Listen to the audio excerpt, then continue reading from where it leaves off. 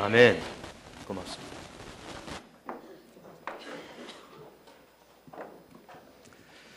오늘은 로마서 12장으로 넘어왔습니다.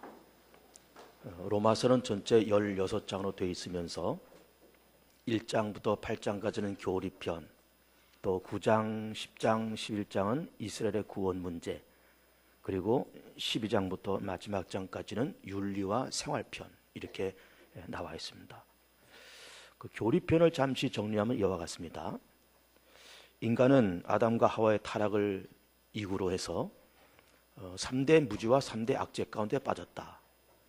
사람은 자신을 모르고 하나님의 존재를 모르고 이렇게 살면서 내 앞길에 어떤 일이 닥칠지를 모르면서 인간은 그렇게 살아간다. 3대 무지죠. 그리고 죄와 사망 권세와 사단의 권세, 이런 3대 악재 가운데 인간은 그렇게 빠져 있습니다. 이것이 인간의 본질, 또 본성, 또 인간의 또 실존, 그렇게 얘기를 할 수 있겠죠. 그런 인간의 실존이 있음에도 불구하고 사람이 율법을 행하고 선을 하면서 그렇게 사는 것이 보기는 좋지만 그렇게 산다고 해서 인간의 실존이 달라지는 것은 아니다 라고 하는 것을 우리는 분명히 짚고 넘어가야 됩니다. 20년 혹은 30년 탄 그런 자동차가 있다고 칩시다. 거의 폐차 직전에 이런 자동차인데 외장 도색만 깨끗하게 한다고 해서 그 차가 새 차가 되는 것은 절대로 아닌 거예요. 그 본질은 변함이 없이 그냥 그렇게 있는 겁니다. 마찬가지로 우리 인간이 그리고 3대 무지와 3대 악재 가운데 빠져 있으면서 진실로 하나님의 실존을 내가 깨닫고 나의 허물진 모습을 내가 고백하고, 그래서 나는 죄와 사망 권세와 사단의 그 압제에 살고 있는데 하나님의 독생자 예수께서 내 죄 때문에 나를 위해서, 나를 구원하기 위해서 그렇게 십자가에서 죽으셨다는 그 사실을 내가 깨닫고 시인하고 믿고 영접하면서, 그러면서 우리 인생이 이제는 의롭게 되고 죄사함 받고 거듭나게 된다라고 하는 것이, 이것이 기독교의 대강령인 것이죠. 그것을 우리는 1장부터 8장까지 그 말씀을 소상히 그동안 본 바가 있고, 그 다음에 9장, 10장, 11장에 넘어와서는 이스라엘의 구원 문제를 우리는 본 바가 있습니다. 복음의 축이 처음에는 이스라엘에서부터 시작되었다 그랬습니다. 아브라함과 이삭과 야곱을 선택해서 선택받은 민족으로 그렇게 출발했다. 그러나 이스라엘 민족이 교회를 배척하고 기독교를 배척하면서 이 복음의 축이 이방 세계로 넘어갔다. 그래서 이방인들이 예수 믿고 복받고 영혼이 잘되고 범사가 잘되고 강건케 되는 그런 모습 보면서 이스라엘 사람들 사이에서 노여움과 이제는 시기가 일어났다. 그러면서 우리가 그동안 2000년 전에 십자가에 죽인 그 예수가 그럼 도대체 누구이길래 저 이방 사람들이 예수 믿고 저렇게 복을 받느냐라고 하면서 예수 재발견 운동, 복음 회복 운동이 일어난다. 그런데 이것이 이 복음이 이방인의 충만한 수가 찰 때까지 복음이 모든 민족에게 전달된 이후에 그 다음에 이 복음이 다시 이스라엘로 회귀된다. 그래서 이스라엘 사람들은 이스라엘 사람대로, 이방인은 이방인대로 다 예수 그리스도를 주로 고백하면서 결국 범세계적인 구원의 역사가 그렇게 이루어진다라는 말씀을 우리는 그동안 본 바가 있는 겁니다. 그러면서 오늘 우리는 12장에 넘어와서 이제 오늘부터 시작해서 16장이 마치기까지 생활편과 윤리편을 이제 보고자 하는 겁니다. 그러면 우리는 1장부터 8장까지 이렇게 믿음의 교리를 보면서 이른바 이신칭의 혹은 이신득의 교리를 이렇게 보면서 그러면 예수를 믿었다 이거예요. 시인했다 이거예요. 좋다 이겁니다.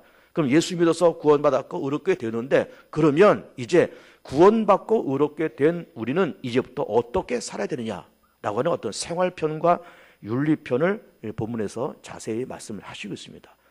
그래서 우리는 12장 초반부를 보면서 이 말씀 속에서 두 가지를 우리 가운데 말씀하시고 있습니다. 첫째는 너의 몸을 하나님이 기뻐하시는 산 제물로 드리라 나오는 것이고, 두 번째는 이 세대를 본받지 말라, 이런 말씀을 하시고 있습니다. 굉장히 엄청난 말씀입니다. 충격적인 말씀이기도 한 겁니다. 너희 몸을 하나님이 기뻐하시는 산 제물로 바쳐, 그리고 이 세대를 본받지 말어, 하나님이 기뻐하시고 선하시고 온전하신 뜻이 무엇인지를 이거를 분별해 라는 말씀을 하시고 있는 겁니다. 그래서 오늘은 이 두 말씀을 보면서 몸으로 산 제물로 드린다는 말씀이 무엇이고, 두 번째는 이 세대를 본받지 말라라고 하는 말씀이 무슨 의미가 있을까라는 이 두 축을 가지고 말씀을 드리고자 합니다. 첫 번째는 몸입니다. 몸이라고 하는 거는 우리가 만져지는 이런 육체, 이 단백질 덩어리, 이런 것이 몸이지만 사실은 우리 속에는 어떤 의지, 감정, 생각, 이것도 다 몸인 거예요. 다 몸에서 나옵니다. 그런데 네 몸을 산 점으로 드리라고 할 때 이 말씀은 사실은 당시에는 충격적인 얘기였습니다. 왜 충격적인 얘기였을까? 예수님 당시 그 시대는 정치적으로는 로마가 세계를 지배하고 있었던 때지만은 문화 혹은 어떤 사회 어떤 학문과 문화 이쪽은 헬라 사상이 지배하고 있었던 그런 때인 거예요. 헬라는 그리스를 얘기하는 거지 아닙니까? 그 헬라의 문화와 로마의 정치, 그런 것이 이 세계를 지배하고 있던 그런 때인 겁니다. 그러면 이 헬라 사상 속에 중요한 것은 뭔가 하면은 이원론의 사상이에요. 사람을 이렇게 둘로 분류하면서 몸과 영 이렇게 분류하면서 영은 거룩하고 신령한 것이고 그리고 영은 영원한 존재고 몸은 이거는 더럽고 추악한 존재고 언젠가는 소멸될 존재고, 그러면서 그렇게 몸과 영을 구별하는 것까지는 좋았지만 몸을 천하게 여기면서 학대하면서 그러면서 몸으로 짓는 죄는 죄가 아니라고 생각한 거죠. 왜? 몸은 어차피 추한 것이고 언젠가는 소멸될 것이기 때문에 몸으로 짓는 죄는 죄가 아니라고 생각한 겁니다. 몸이 하고 싶은 대로 말하고 싶은 대로 생각하는 대로 내 감정대로 내 의지대로 그렇게 사는 것은 이건 죄가 아니라고 생각한 겁니다. 근데 아주 그 사회가 문란하고 도덕과 윤리가 타락한 그런 때였다고 그렇게 보는 겁니다. 우리는 로마 시대 굉장히 거대한 제국이고 한 시대를 한 세계를 정복했던 그런 제국이지만은 사실 그 내막을 들여다보면은 도덕과 윤리가 파괴된 그런 시대라고 볼 수 있는 거예요. 왜 그랬을까? 이 이원론의 생각이 그 시대를 장악하고 있었기 때문에 그런 거예요. 몸으로 짓는 거는 죄가 아니라고 생각한 겁니다. 마음대로 살아도 좋다. 내가 하고 싶은 대로 말하고 싶은 대로 그렇게 살아도 좋다라고 하는 이런 몸의 방종함과 몸의 타락함이 그 시대에 있었던 겁니다. 그런 시대와 그런 문화가 있던 그런 시대에 내 몸으로 하나님께서 받으심직한 거룩한 산 제물로 바치라는 이 말씀은 굉장히 충격적인 그런 얘기였습니다. 그렇기 때문에 예수님께서 이 땅에 오셔서 사람의 몸을 입으셨다고 하는 이른바 성육신, 그리고 또 예수께서 인간이 되었다고 하는 이 말씀은 하나님의 아들이 이 땅에 오셨다는 것은 참 감사하고 고마운 사건이지만은 하나님의 아들이 인간의 몸을 입었다는 것은 쉽게 납득이 가지 않았던 겁니다. 왜 그럴까? 인간의 몸은 더러운 건데 언제나 소멸될 건데 어떻게 하나님의 아들이 추하고 더럽고 소멸될 인간의 몸을 입을 수 있을까? 라고 그러면서 그 성육신 교리를 믿지 않았던 겁니다. 그러면서 어떤 교리가 퍼졌는가 하면은 이른바 가현설이라는 그런 교리가 퍼졌던 거예요. 가현설. 예수께서 이 땅에 34년 동안 사셨던 거는 환상 속에서 사람이 본 것이고 그것은 유령처럼 나타났다가 없어진 존재라고 하면서 이 가현설을 얘기했던 겁니다. 다 그러나 그 사상은 다 이다로 다 처형된 그런 사건이에요. 어쨌든 사람이 짓는 이 모든 죄, 생각으로 짓고 마음으로 짓고 육체에 하고 싶은 욕망대로 사는 그렇게 방조한 로마 사회 속에서 몸으로 하나님께서 기뻐하시는 산 제물로 드리라고 그렇게 말씀을 하시는 겁니다. 그러면 사람이 그러면 몸으로 짓는 그런 죄, 마음과 생각으로 짓는 그런 죄를 저지르면서 미워하고 질투하고 시기하고 분내고 수군수군거리고 헐뜯고 쓸데없는 경쟁심을 벌이고 자기가 하고 싶은 대로 다 말하고 하고 싶은 대로 다 먹고 마시고 돌아다니고 하고 싶은 대로 다 하는 그런 방조한 세상 속에 몸으로 하나님의 기뻐하는 사한점으로 바치라고 그렇게 말씀을 하시는 겁니다. 여러분, 사람이 한 개인이 되었던 어떤 나라와 어떤 공동체가 되었던 도덕적이고 윤리적인 인간이 되기 위해서는 무엇이 필요할까? 교육을 하면 사람이 도덕적인 인간이 될까? 물론 어느 정도 될 수 있을 겁니다. 이 사회의 질서를 잡기 위해서 이 사회 준법 정신이 있는 그런 사회를 만들기 위해서 어떻게 하면 좋을까? 경찰서를 더 많이 만들고 교도소를 더 늘려서 그냥 다 잡아놓고 그리고 또 여러 CCTV를 만들어서 다 그렇게 하면 이 사회가 정말 범죄가 없는 세상이 되고 도덕적인 윤리적인 그런 세상이 될까? 어느 정도 효과는 있겠지만은 사람의 도덕적이고 윤리적인 인간이 되기 위해서 필요한 것은 예수 그리스도를 믿고 영접하면서 내가 변화되고 성령이 내 안에 거하실 때, 성령이 거하실 때 지극히 하나님의 사람이 될 뿐만 아니라, 그리스도의 사람이 될 뿐만 아니라 지극히 도덕적이고 윤리적인 인간이 그때도 될 수가 있는 거예요. 왜 그럴까? 고린도서 3장 16절 말씀 보시면 우리는 하나님의 성령이 우리 안에 거하시는 우리가 성령의 전이라는 거죠. 그래서 말씀하시기를 너희는 너희가 하나님의 성전인 것과 하나님의 성령이 너희 안에 계신 것을 알지 못하느냐. 또 로마서 8장에서는 이와 같이 성령도 우리 연약함을 도우시나니 우리는 마땅히 기도할 바를 알지 못하나 오직 성령이 말할 수 없는 탄식으로 우리를 위하여 친히 간구하시느니라. 내가 예수를 믿고 영접하니 성령이 우리 가운데 임재하면서 성령이 우리를 위해서 친히 하나님 앞에 간구한다는 거죠. 이 사람을 이렇게 만들어 가시라. 이 사람을 이렇게 고쳐달라. 이 사람을 이렇게 변화시켜 주시고 이 인생을 이런 길로 인도해 달라고 성령이 탄식함으로 그렇게 하나님 앞에 간구를 하신다는 겁니다. 그러니까 간구만 하실까? 동시에 우리를 자꾸 깨우치겠죠. 이렇게 하면 안 돼. 좀 사람 좀 돼봐. 좀 진실해져 봐. 좀 정직해져 봐. 좀 예수 믿는 사람답게 좀 그렇게 살아. 그런 것 좀 버려. 그런 것 좀 끊어. 뭐 그런 것 가지고 그렇게 시기하고 질투하고 분내고 그러냐. 좀 절제하고 좀 참고 인내하고 좀 넘어가. 그래도 털고 넘어가. 그러면서 성령이 우리를 자꾸 감동시켜 주시기에 성령의 감동을 통해서 예수 믿고 성령의 감동을 통하고 뿐만 아니라 하나님의 나 같은 것도 건지기 위해서 독생자를 보내시고 예수께서 나 같은 것도 건지기 위해서 그렇게 십자가에서 그렇게 장렬히 나를 위해서 그렇게 죽으셨는데 내가 적어도 예수 믿어 하나님의 사람이고 내가 의를 지키기 위해서 내가 하나님 앞에서 예수 앞에서 내가 이렇게 살겠다고 그 결단하는 까닭은 성령이 내 안에 계시고 예수가 나를 위해서 죽으셨다는 그 사실이 너무나 고맙고 감사해서 그래서 도덕적인 인간이 되고 윤리적인 인간이 그렇게 해서 될 수 있는 것이지 사람의 교육함으로 경찰서와 교도소를 많이 세움으로 도덕적인 사회, 윤리적인 사회가 될 수 있는 것은 절대 아니더라 그 말이에요. 한 인간이 바로 세워지기 위해서 예수가 정직하게 영접되고 성령의 그 인생을 감동할 때 바른 인간이 될 수 있는 것이지 교육과 세상적인 방법으로 사람이 바르게 세워질 수는 절대로 없다고 하는 것입니다. 그러면서 오늘 우리는 본문을 가만히 보면서 몸으로 하나님이 기뻐하시는 거룩한 산 제물로 바치라 말씀하시면서 이 제물이 뭘까라는 것을 우리가 생각해 봐야 됩니다. 제물은 제사 때 쓰여지는 것 아닙니까? 과거 구약시대 때 많은 제사를 드렸습니다. 제사는 뭘까요? 사람이 죄를 지었습니다. 죄를 졌으면 죽어야 되잖아요. 왜? 죄의 사선 사망이니까.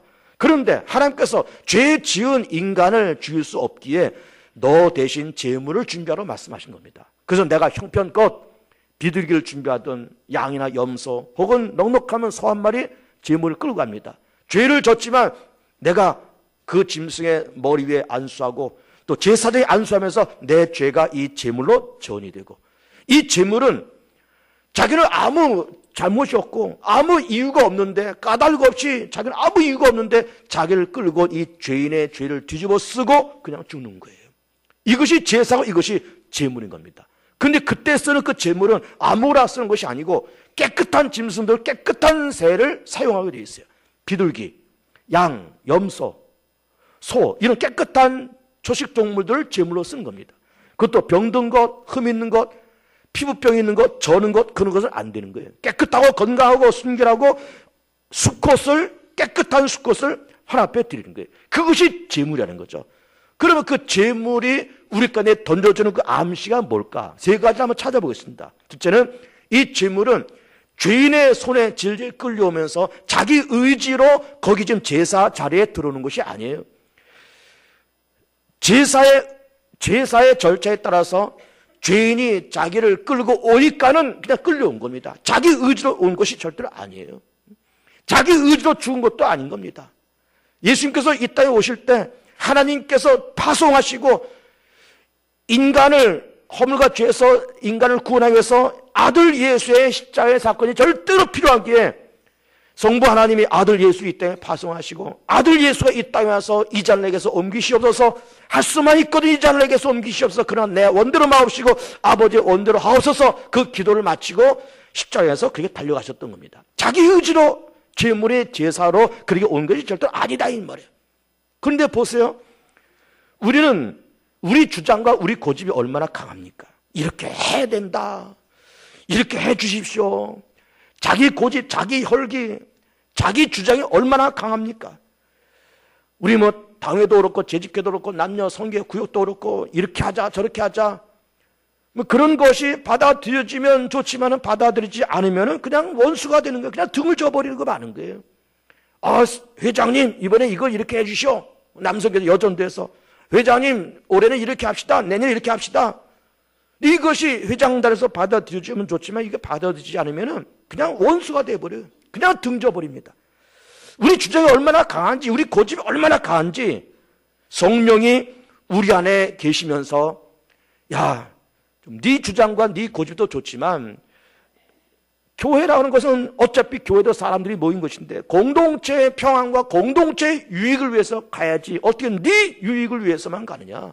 공동체의 공동적인 뜻을 위해서 가야지 어떻게 네 개인의 뜻에 의해서 이 교회가 움직여야 되느냐. 좀 네 주장도 좀 꺾고 좀 공동체에 들어와서 함께 이 개봉중앙교회는 공동체의 일원이 돼가지고 이 교회에 네가 일꾼이 되고 이 교회를 좀 선하게 이끌어 가봐. 네 공동체의 일원이지 네 개인의 생각과 개인의 사사랑 감정으로 움직여지는 그런 공동체가 아니야. 그러면서 성령 우리를 감동하실 때 그렇습니다. 내가 그렇게 하지요. 내 주장, 내 고집 이렇게 있지만 내 공동체의 평안과 공동체의 이익을 위해서 내 주장을 잠시 접고 나는 가겠습니다. 라고 하는 이런 수 높은 생각과 의지가 분명히 필요하다 이 말이에요. 분명히 필요합니다. 두 번째 재물의 의지는 재물은 자기가 죽고 죄를 살리는 그런 사건의 제사잖아요. 예수님은 죽고 우리를 살리시잖아요. 재물이 죽고 죄인된 우리를 살리잖아요. 내가 죽고 세상을 살리고 내 고집과 내 혈기를 잠시 내려놓고 공동체의 유익을 살리고 나를 위한 것이란 나를 위한 그런 나 중심의 삶이 아닌 타자 중심의 삶을 사는 것이 재물의 삶이었던 거예요. 타자 중심의 삶. 세상에는 여러 가지 그런 화두가 있습니다. 성공, 출세, 이건 젊은 사람들의 한결같은 그런 소망이에요. 물론 다 좋습니다. 성공해야 되고 출세해야 되고 돈 벌어야 되고 취직도 해야 되고 다 좋은 그런 우리들의 로망이지만은 근데 그 중심은 언제나 뭐가 있는 거예요? 언제나 내가 있는 거예요. 내가 성공해야 되고 내가 출세해야 되고 내가 득세해야 되고 내가 잘 돼야 되고 그런데 재물은 그런 것이 아니에요. 재물은 자기가 죽고 남을 살리는 거예요. 오늘 우리 개봉중앙교회가 내가 죽고 교회를 한번 살려보자. 내가 죽으면 교회가 살고 내가 살면 교회가 죽는다. 내가 죽고 하면 교회를 살려보자 라고 하는 이런 재물의 생각이 우리 간에 분명히 필요한 거예요. 절대로 필요한 겁니다. 부모와 자식 간에도 부모는 자식을 성공시키려고 눈물로 기도하고 돈을 쏟고 공부시키고 자식은 부모를 성공시키려고 애를 쓰고 부자 간에도 신랑은 신부는 신랑을 남편은 아내는 남편을 성공시키려고 애를 쓰고 목사는 교우들을 성공시키려고 기도하고 성도들은 목사의 목회가 성공되도록 기도와 마음으로 그렇게 협력하고 아름다운 공동체잖아요. 아름다운 공동체. 대통령은 대한민국을 성공시키려고 5천만 우리 대한민국 국민을 성공시키려고 불철주야 노력하고 애쓰고 5천만 대한민국 국민은 어쨌든 박근혜 씨가 뭐 30%도 안 되는 지지율을 받고 있지만 요즘 형편없지만 어쨌든 남아있는 2년 잘 보내도록 마음과 뜻을 다해서 어쨌든 잘하도록 그렇게 마음을 쏟아주고 아름다운 공동체잖아요. 아름다운 공동체. 서로 자기 주장을 내세우고 헐뜯고 비난하고 자기 몫을 챙기고 자기 먹을 것만 찾으러 돌아다니면서 남의 것을 헐뜯고 이렇게 되면은 모든 것이 다 망가지는 거예요. 다 망가집니다. 요즘 우리나라도 복지가 얼마나 많은지 공짜로 얻어먹을 것이 참 많아졌습니다. 참 죄송하지만 공짜로 얻어먹을 것이 참 많아졌어요. 그러나 사실은 성숙한 시민은 성숙한 국민은 복지를 어떻게 하면 내가 수혜 입을까라고 하는 것을 찾아다니는 것이 아니라 내가 어떻게 하면 대한민국 복지에 기여하는 사람이 될까. 이런 수 높은 생각이 필요한 거예요. 복지 수혜자가 아니라 복지 기여자가 되어야 되는 거예요. 이게 멋있는 생각이잖아요. 그런 사람이 많아질 때 대한민국이 건강해지는 거지 전부 다 복지 수혜자가 되려고 머리를 뒤밀면 대한민국 정부는 무너지는 거예요. 무너집니다. 세 번째 재물의 의미는 재물은 문제가 있는 그 현장 속에 뛰어들어가는 것이 재물입니다. 죄가 있는 그 현장 속에 뛰어들어갔잖아요. 이 사람이 죽게 되는데 이 사람의 죄 때문에 그걸 뒤집어쓰고 불 가운데 뛰어들어간 것이 재물이잖아요. 이 세상이 망하게 되는데 모든 인류가 다 죽게 되는데 3대 무지 3대 악재 가운데 빠져서 이 세상이 망하고 인류가 다 망하게 되는데 이 현장 속에 예수가 뛰어들어오시잖아요. 십자가로 뛰어들어가시잖아요. 겟세마네 동산으로 뛰어들어가시고 갈보리산으로 뛰어들어가시잖아요. 그 장례를 죽으시잖아요. 그 현장 속에 뛰어들어가는 거예요. 그 현장 속에 뛰어들어가는 겁니다. 교회도 여러 가지 직분들이 있습니다. 뭐 교학교, 구역, 그리고 재직회 여러 부서들이 있습니다. 저도 목회를 오랜 동안 해가면서 교회에도 3D가 있구나라는 생각을 해봅니다. 세상에도 3D가 있잖아요. 더럽고 힘들고 위험한 일. 그 3D가 있는데 교회도 3D가 있습니다. 그것이 어딘가 하면은 첫째는 주방일, 둘째는 전도단, 세 번째는 교학교. 이 3D예요. 3D. 다 하려고 그러거든요. 교회학교 가면 막 주는 줄 아는 거예요. 그냥. 주방에서 일하면 주는 줄 아는 거예요. 전도단, 난 전도 절대로 못한다고 생각하는 거예요. 그건 남들이 하는 것이고 은사 있는 사람들이 하는 것이고 나는 전도 절대로 못한다는 거예요.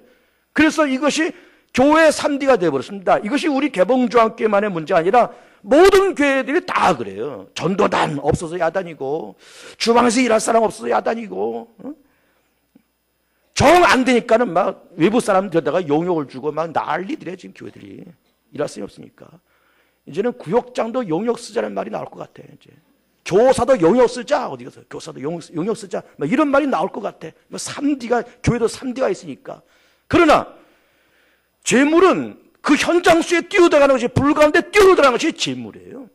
하나님, 내가 개봉중학교의 성도고 내가 부름받아 나선 이 몸이고 예수님께서 나를 위해서 그렇게 십자가로 죽으시고 피 흘리셨는데 남들이 다 하기 싫은 그 일, 주님, 나 부족하지만 제가 할게요. 이게 멋있는 사람이에요. 남들 다 기피하는 그런 3D 그런 자리지만 내가 할게요. 그거. 이게 멋있는 사람인 거예요. 그런 사람이 많으면 교회도 든든하고 그런 사람도 많으면 나라 민족도 든든한 거예요. 다 편하고 좋은 일만 찾아 돌아다니고 그냥 얻어먹을 거 공짜로 얻어먹을 것만 돌아다니면 나라도 무너지고 교회도 무너지는 거예요. 남들 다 하기 싫은 것 꾸준히 감당하는 그 모습이 좋은 거예요. 지난 연말에 어느 목사를 만났습니다. 요즘 교회들이 다 어렵잖아요. 재정이 어렵고 다 그렇지 않습니까?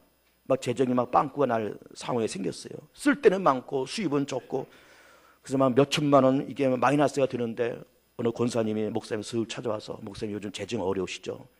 예, 어렵습니다. 올해 한 5천만 원이 이게 마이너스가 될 것 같습니다. 목사님 제가 이번에 어느 부동산 정리한 게 있는데 제가 이거 드릴게요. 그래서 5천만 원 쓱 내드렸다는 거예요. 그래가지고 교회가 이게 플러스 마이너스 해가지고 마이너스 되지 않냐고 순조롭게 작년 한 해를 넘어갔다는 거예요. 멋있잖아요. 멋있잖아요. 뭐 그래서 여러분들한테 5천만 원 내란 말은 아니에요.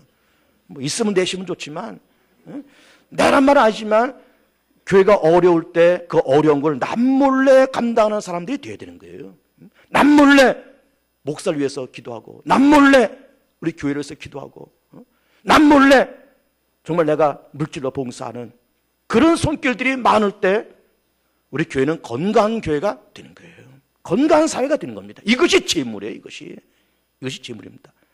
그 두 번째로는 이 세대를 본받지 말라는 거예요. 여러분 이게 놀라운 얘기 아닙니까? 이 세대, 이 세상을 얘기하는 거예요.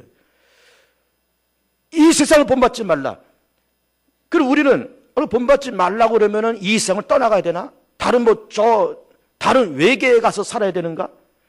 근데 그렇지 않은 겁니다. 어차피 우리도 이 세상에서 가정도 가져야 되고 직업도 가져야 되고 문화생활도 가져야 되고 친구도 필요하고 인간관계도 다 필요하고 그런데 어떻게 이 세대를 본받지 말라고 말씀하시냐 이게. 그러면 여기서 말하는 이 세대를 본받지 말라고 할 때 이 세대는 도대체 어떤 세대이기 때문에 본받지 말라고 말씀하시냐 이 말이에요. 이 세대에 대해서 성경이 이렇게 말씀하고 있습니다. 창세기 3장에서 보면 아담에게 이르시되 네가 네 아내의 말을 듣고 내가 네게 먹지 말라 한 나무의 열매를 먹었은즉 땅은 너로 말미암아 저주를 받고 너는 내 평생의 수고에 그 소산을 먹으리라. 그러니까 아담과 하와가 타락하면서 이 땅도 저주받았다는 거예요. 그러니까 이 말을 창세기 3장 17절 말씀을 다시 이 말을 한마디로 요약하면 세상은 아담과 하와 때문에 저주받은 세상이라는 거예요. 계시록 12장에서는 그러므로 하늘과 그 가운데 거하는 자들은 즐거워라. 그러나 땅과 바다는 화 있을진저 이는 마귀가 자기 때가 얼마 남지 않은 줄 알고 크게 분노해 너에게 내려갔으면 하더라. 사단이 하나님 앞에 도전하고 저주받아 내쫓겨서 이 땅에 왔는데 그래서 사단이 내쫓김을 당한 이 땅과 이 바다는 화 있을진저 이 땅과 바다가 곧 이 세상인 거예요. 화가 있는 세상. 사도행전 10장에서는 하나님의 나사렛 예수에게 성령과 능력을 기름 붓도록 하셨음에 그가 두루다니시며 선한 일을 행하시고 마귀에 눌린 모든 사람을 고치셨으니 이는 하나님이 함께 하셨습니다. 마귀에 눌렸다는 겁니다, 이 세상이. 그리고 빌립보서 2장에서는 이는 너희가 흠이 없고 순전해 어그러지고 거스르는 세대 가운데서 하나님의 흠없는 자녀로 세상에서 그들 가운데 빛들로 나타내며, 이 세상은, 이 세대는 어그러지고 거스르는 세대라는 거예요. 성경 구절 네 군데를 보면서 창세에서는 저주받은 세상, 계시록에서는 화 있는 세상, 사도행전에서는 마귀에 눌린 세상, 빌립보에서는 어그러지고 거스르는 세대, 이렇게 말씀하고 있어요. 그런 세상에서 주는 어떤 문화와 그런 세상에서 강요하는 그런 강요에 압도당하지 말라는 거예요. 그런 세상에 가져다주는 그런 가치관과 그런 세상에 가져다주는 그 문화와 그런 세상에 가져다주는 어떤 방향에 내가 압도당하지 말라는 거예요.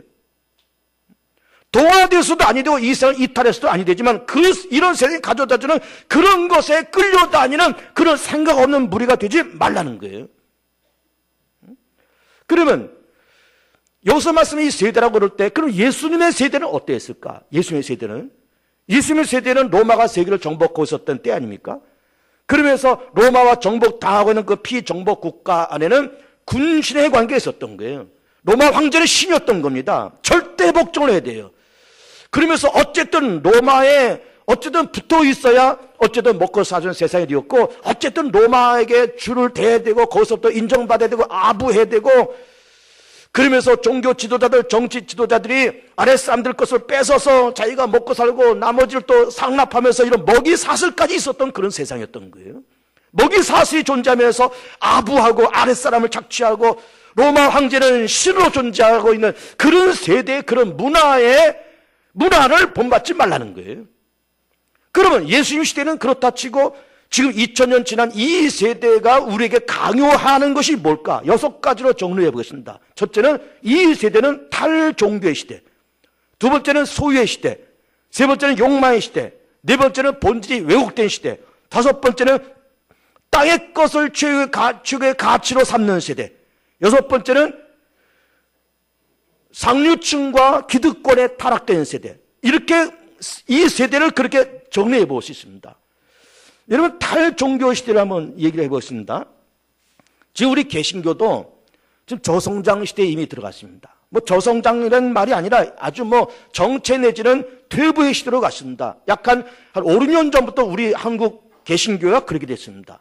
그래서 다 교회들마다 어렵고 힘들고 모이는 수도 그렇고 재정도 어렵고 다 그렇습니다. 그런데 우리 개신교만 그럴까 하면 우리 개신교만 그런 것이 아니에요. 가톨릭도 마찬가지고 불교도 마찬가지고 다 그렇습니다. 다 그래요. 이건 뭘 얘기하는 걸까? 20세기를 넘어 21세기로 넘어오면서 탈종교 시대가 지금 되고 있습니다. 탈종교 시대. 왜 그런 탈종교 시대가 될까? 그전에는 우리 인간이 할 수 없는 일들이 많이 있었습니다. 인간이 할 수 없는 어떤 일과 인간이 할 수 없는 어떤 장애물 만나면서 그러면서 누구를 찾았는가 하면 신을 찾았어요. 신을 찾았습니다. 병들었습니다. 현대의학으로 고칠 수가 없어요. 신을 찾는 거예요. 고쳐달라고. 어떤 일을 시작했습니다. 이게 될지 안 될지 모르는 겁니다. 이걸 되게끔 해달라고 신을 의지하는 거예요. 신을 찾는 거예요. 신을 찾는 거예요. 그러다가 이제는 과학과 경제와 문화가 발전되어 가면서 신을 의지하지 않고도 할 수 있는 일들이 자꾸 많아지는 거예요. 병 고치는 일도 굳이 안수하고 기도하고 금식하고 그러지 아니해도 고칠 수 있는 병이 점점 많아지는 거예요. 의료보험이 너무 잘 돼 있어가지고 매년 혹은 경년으로 한 번씩 다 건강검진하고 그러면서 암도 조기 발견하면서 다 그냥 고치고 이렇게 가면서 수명도 늘어나고 이제 그런 시대가 되는 거예요. 신을 의지하지 않아도 인간이 할 수 있는 일이 점점 많아지는 거예요. 그러니까 점점 탈종교 시대가 되고 있는 거예요. 그러면 좋다 이거예요. 과학이 발전되고 의학과 문화가 발전되면서 경제가 발전되면서 신을 의지하지 않고도 인간이 할 수 있는 일이 많아지는 것 나쁜 것은 아니지만 그럼에도 불구하고 인간이 넘을 수 없는 한계가 존재합니다. 그것은 뭘까요? 평안, 기쁨, 감사, 자족 이런 거는 과학과 문화와 경제가 절대로 해결하지 못합니다. 그리고 죽음의 문제를 정복할 수 있어요? 과학이? 그리고 한 번 주는 것은 정한 것이요. 그 다음에 하나님의 심판이 있다 그랬는데 하나님의 심판대 앞에 가서 과학적인 능력으로 경제적인 문제를 가지고 하나님의 심판의 그 엄밀한 하나님의 심판을 모면할 수 있겠냐 이 말이에요. 아까도 말씀드렸지만 몸이 있어서 몸을 가지고 별짓을 다 하고 살고 몸을 천히 여기면서 하고 싶은 건 말하고 싶고 가고 싶은 건 다 하면서 별스럽게 다 살고서는 돈 몇 푼 가지고서 하나님 앞에 나 좀 봐달라고 그래 말할 수 있느냐 이 말이에요. 하나님의 심판은 절대로 세상적인 경제 문제와 과학과 의학의 문제로 하나님의 심판을 절대로 이게 해결이 안 되는 거예요. 내에서도 마찬가지. 지옥 가고 천국 가는 것 이것이 과학과 경제와 이게 의학의 문제로 이게 해결될 수 있느냐 이 말이에요. 그러니까 사람은 자기 꾀를 가지고 세상을 살면서 이렇게 하면 과학도 발전되고 의학도 발전되고 수명도 연장되고 다 복지국가 되면서 이른바 요람에서 썼던 무덤까지 편안한 세상에 만들어져 갈 수도 있겠지만 그러나 인간은 그럼에도 불구하고 넘을 수 없는 한계가 있는 거예요. 자족, 감사, 기쁨, 행복함, 나눔과 인내, 평안함 이게 과학이 해결합니까 이게? 죽음의 문제, 하나님의 심판의 문제, 지옥 들어가 천국 들어간 것이 과학과 경제의 문제로 해결이 되느냐 이 말이에요. 아무리 탈종교 시대가 되지만 그럼에도 불구하고 예수가 필요하고 그럼에도 불구하고 하나님을 섬기는 것이 이것을 버리면 안 되는 거예요. 아무리 탈종교 시대가 되어도. 그래서 이 세대를 본받지 말라고 하는 것은 이렇게 문화와 경제가 발전되면서 탈종교 시대가 되어가지만 그런 문화를 따라가지 말라는 거예요. 탈종교 시대를 따라가지 말라는 거예요. 두 번째는 소유욕. 우리는 아무리 더 가져도 만족이 없잖아요. 더 누리고 더 갖고 싶고 그래서 소유가 현대인들의 우상인 거예요. 더 많은 것을 소유해야 되고 더 고급스러운 것을 소유해야 되고 더 많은 것을 소유해야 되고 더 높은 것을 소유해야 되고 그럼에도 불구하고 자족이 안 되고 누림이 안 됐잖아요. 그러나 그런 세상에 소유가 왕이라고 하는 그런 가치에 압도당하지 말라는 거예요. 소유가 다가 아니라 무엇이 중요할까요? 자족과 누림이 중요한 거예요. 적절한 선에서 내가 자족하고 그 선에서 내가 누리며 사는 것이 이게 행복한 거예요. 행복한 겁니다. 여러분 미안하지만 저는 요 앞에 사택에서 살고 있지만 그냥 연립 다세대 주택 꼭대기층에서 살고 있습니다. 한 22평인가 24평인가 다세대 주택 꼭대기층. 여러분 다세대 주택 꼭대기층은 여름에는 덥고 겨울에는 춥습니다. 우린 그런 집에서 살아요. 22평인가 3평짜리. 여러분들이 저보다 훨씬 좋은 집에서 삽니다. 그래도 나는 아무런 불평불만이 없습니다. 왜? 자족하고 감사하고요. 집에 들어가서 딱 소파에 앉아서 커피 한 잔 마시고 텔레비 딱 틀면 모든 피로가 다 싹 가시고 모든 걸 다 잊어버리고 또 하룻밤 자고 또 아침 일어나서 또 새벽 기도하고 또 하루 활동하고 아무런 부족함이 없습니다. 자족과 누림. 여러분 미안하지만 자동차도 우리나라가 그렇게 넓은 땅은 아니잖아요. 뭐 미국이나 중국이나 이런 땅덩어리가 큰 나라에서는 한 3,000cc, 5,000cc 차가 필요해요. 왜냐하면 2박 3일도 가야 되니까 차를 끌고. 우리나라는 4시간, 5시간은 어디나 다 가요. 어디나. 그래서 우리 한반도에서는 한 2,000cc 차면은 충분해요. 충분합니다.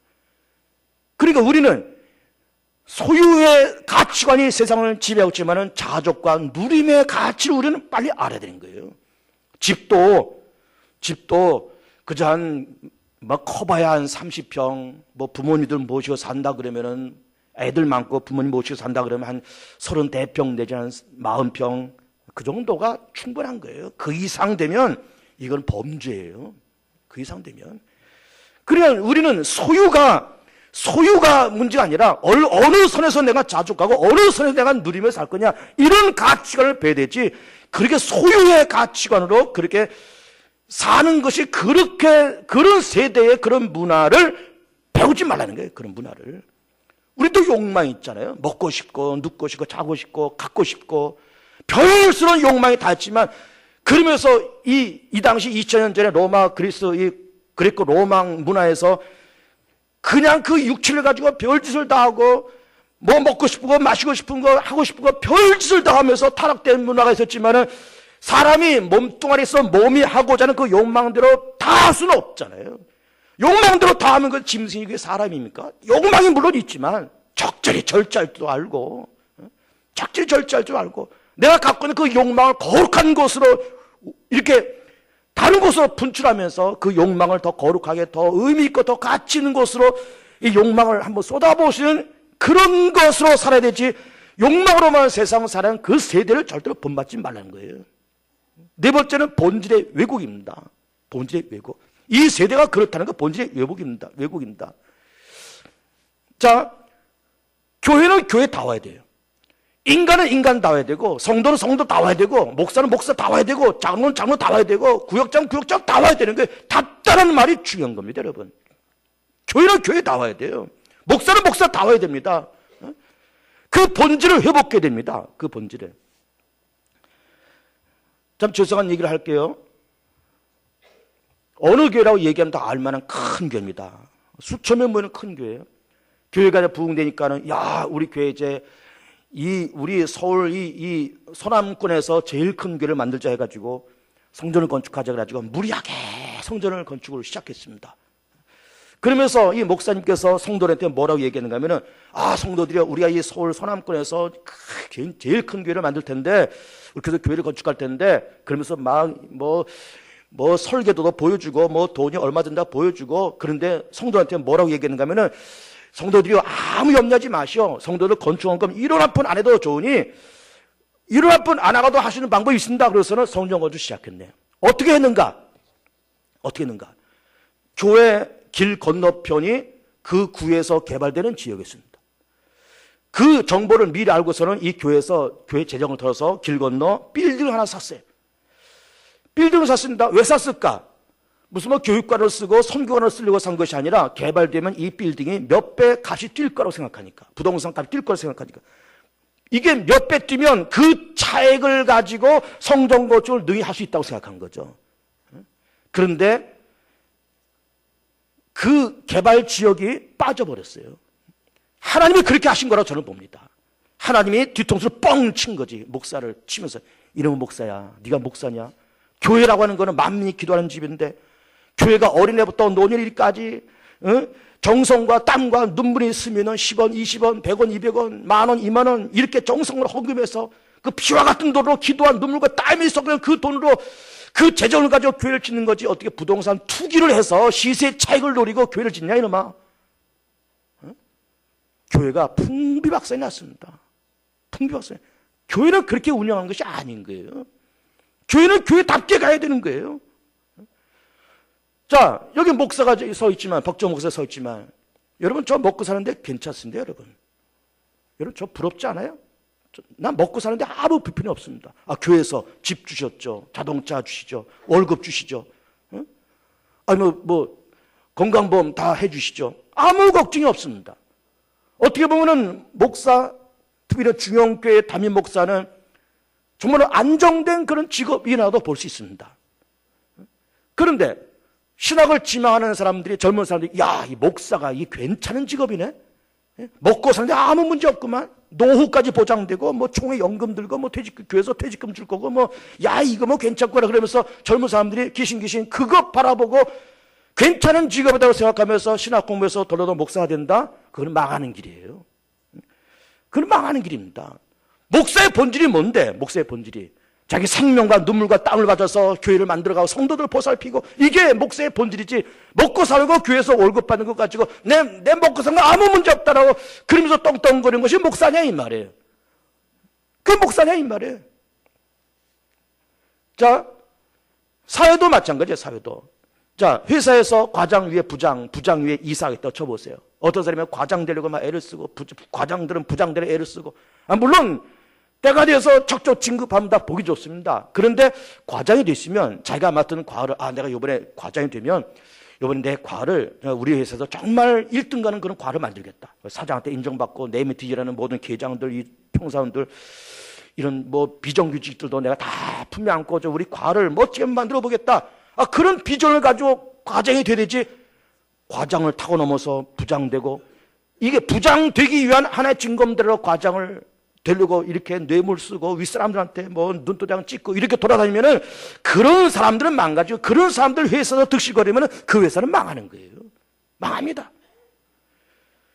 자, 장로들이 앞에 앉아 계시면은 장로가 되겠다는 것도 물론 좋은 생각이에요. 참 명예로운 그런 직분입니다. 근데 집사가 장로가 되겠다는 그런 소망이 가는 것은 다 좋은 거예요. 다 좋은 겁니다. 그런데 내가 장로가 돼가지고 우리 개봉중학교 한 5, 600명 모이는 교회니까 그 애들 수업도 5, 600명 모이는 교인들 앞에서 내가 장로서 폼 잡고 목에 힘주고 인사나 받아먹고 그러면서 폼 잡고 살자, 그런 마인드를 가지고 장로가, 물론 된 분도 없지만 그런 마음을 절대로 가져서는 안 되는 거예요. 본질이 왜곡되면 안 되는 거예요.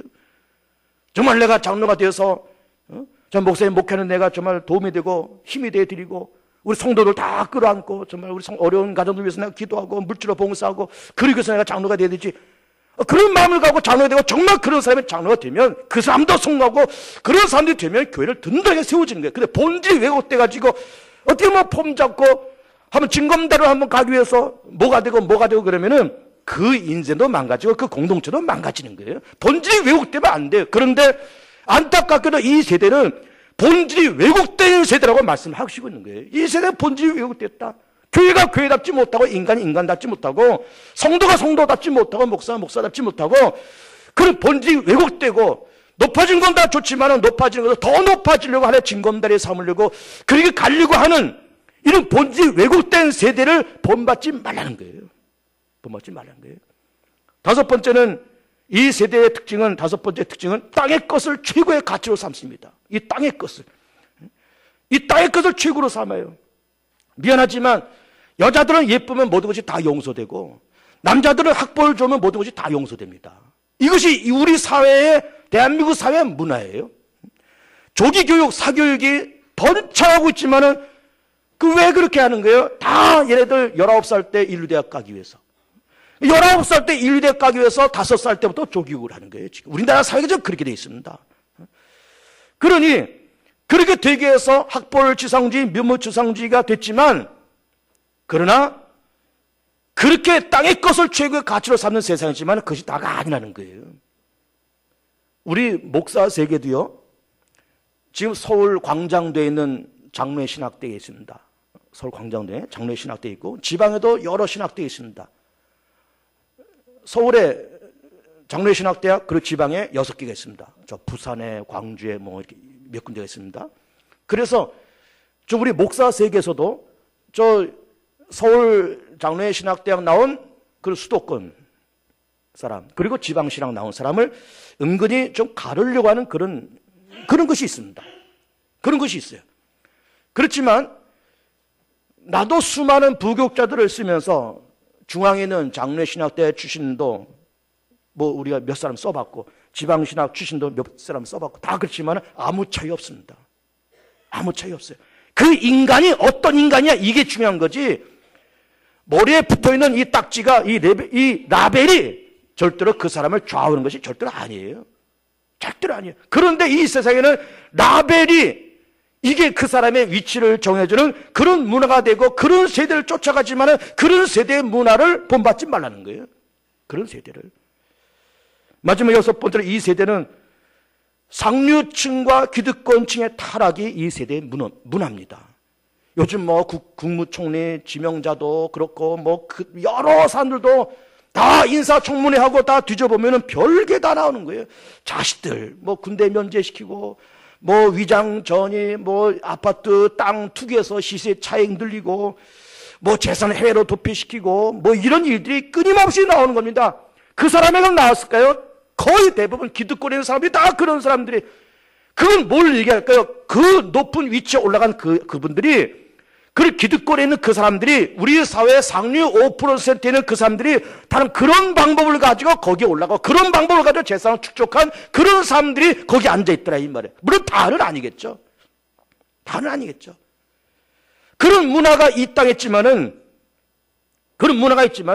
정말로 정직하게 돈을 벌고 정직하게 내가 승진하고 정직하게 인정받고 남이 알아주든 안 알아주든 그런 것에 연연하지 아니하고 내가 맡겨진 직분과 내가 맡겨진 환경에서 최선을 다하고 정성을 다하고 사람으로부터 인정받는 것도 물론 중요하지만 하나님이 나를 어떻게 인정해 줄까? 더 나아가서 내가 언젠가는 죽음을 넘어 하나님의 심판대 앞에 갈 텐데 하나님의 심판대 앞에 가 사람이 나를 어떻게 평가하실까? 그런 것을 가슴에 품고 조마조마해가면서 악하고 괴로운 정라고 말씀하지 않으실까? 두려워하면서 그러면서 정말 정직하게 땀 흘려서 돈을 벌고 정직하게 좀 내가 좀 남들보다 좀 느리고 조금은 무시를 당하는 그런 눈치도 다소간에 있고 그럴지라도 내가 자족하고 감사하고 달 종교의 시대지만 끊임없이 내가 하나님을 찾고 욕망이 없는 것은 아니지만 그 욕망을 절제해가면서 본질을 회복해가면서 하나님의 나라와 하나님께서 인정하신 것을 최고의 가치를 삼고 정직하게 돈 벌고 정직하게 내가 이 생을 살아갈 수 있는 그런 사람이 되어야 된다고 하는 것을 오늘 본문에서는 말씀을 하시는 겁니다. 굉장한 걸 얘기하고 있는 거죠. 정말로 굉장한 것을. 사랑 우리 개봉족의 모든 성도들이요, 우리 몸과 마음이 정말 거룩하게 받으신 자가 사한 제물이 되고, 그리고 이 세상에 그런 문화, 그런 풍습, 그런 가치관, 그런 문화에 젖어 사는 것이 아니라 나는 그래도 예수를 믿어서 하나님의 거룩한 백성, 하나님을 끝까지 섬기고 내가 하나님을 끝까지 버리지 아니하고 내 사명을 끝까지 버리지 아니하고 내가 예수 믿어 구원받았다니 정체감을 끝까지 버리지 아니하고 그러면서 하나님께서 평가해 주시는 그 가치를, 하나님께서 평가해 주시는 그 평가를 최고의 가치로 삼으면서 살아갈 수 있는 그런 거룩한 비전이 우리 가운데 꿈틀대야 되는 겁니다. 이것이 꿈틀대야 되는 거예요. 그냥 뭐 눈치만 보고 이렇게 저렇게 공짜나 얻어먹으려 돌아다니고 뭐 이거 다 징검다리 타고 또 올라가려고 그러고 어떻게 사람들한테 줄을 대고 인정받으려고 그러고 그렇게 얕은 인생을 살면 안 돼요. 그럼 망하는 거예요. 오래 가지 않습니다. 신실하고 정직한 믿음의 사람 되어서 너는 참으로 내 마음에 합한 자로 인정받는 성도들의 귀한 삶 되시기를 축복합니다. 합심해서 같이 기도합니다. 주님, 주의 영이 우리 가운데 충만해요. 내 몸을 거룩한 사한 제물로 드립니다.